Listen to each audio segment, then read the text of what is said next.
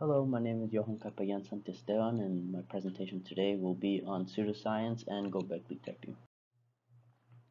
Göbekli Tepe is an ancient megalith found in the Öğrenci Solnuarf province of Turkey. So far, over 200 pillars weighing up to 10 tons and stretching up to 6 meters have been found, and 20 circles have been identified. What is interesting about the structure is that it is dated to be as old as the pre-pottery Neolithic A (ppna) dated to the 10th millennium BCE, or 11,600 years ago, predating past assumptions of the advancements of the people of that time. Furthermore, there is a lot of artistical carvings of animals on many pillars, many of which were and are foreign to the area.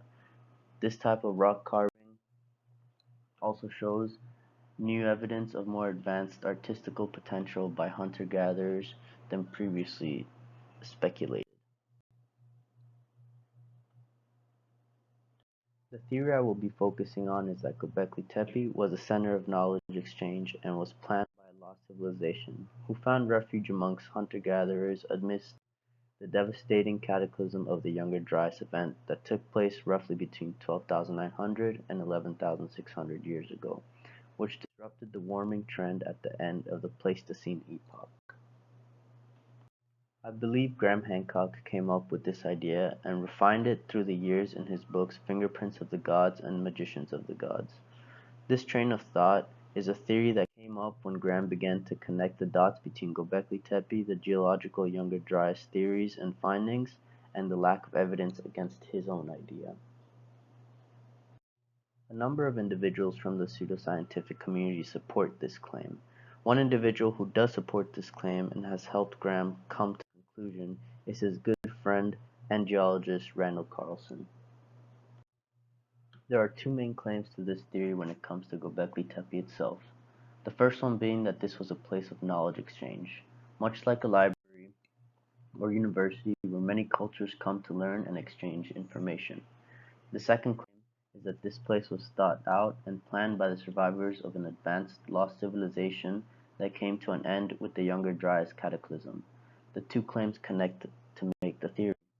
The claims state that these survivors took refuge with hunter-gatherers and were able to share technology and knowledge with them in order to plan, build, work on construction projects, cultivate, and knowledge exchange within the site with different cultures.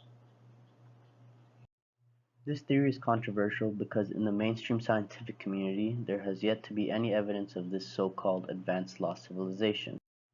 This would mean that there is a whole evolutionary and cultural space and time that archaeology has not found much evidence for, if any. That means that this theory is not scientifically backed because there has not yet been evidence of any advanced ancient civilization as is claimed. The closest we can get to with these dates is Atlantis, written by Plato, which is viewed as fictional and a socio-political commentary, and the story in the Book of Enoch. Graham states that because there is no evidence of intermediate evolution between the Stone Age cave paintings and Göbekli Tepe, the idea of gradual evolution has not been proven, therefore slightly supporting his theory of an exchange of information between hunter-gatherers and a lost ancient civilization.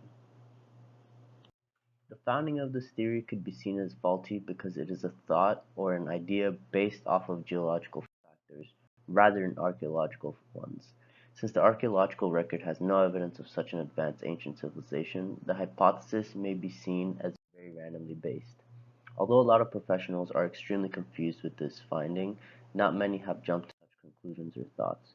The most they have admitted is that they underestimated the ability of hunter-gatherers.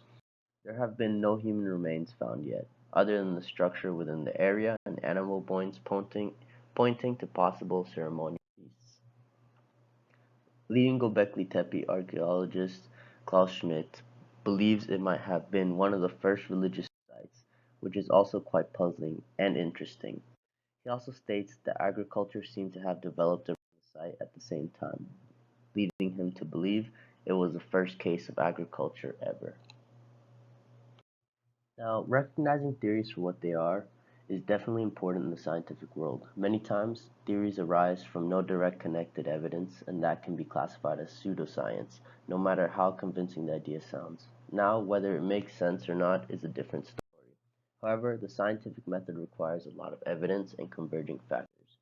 Here, the only direct converging factors or supporting ideas would be the fact that we have stumbled upon lost civilizations in the past, like in the Indus Valley, however, not necessarily advanced. And there are tales such as that of Atlantis and the story in the Book of Enoch. However, these are not points of evidence or real support, and the stories are seen as fiction.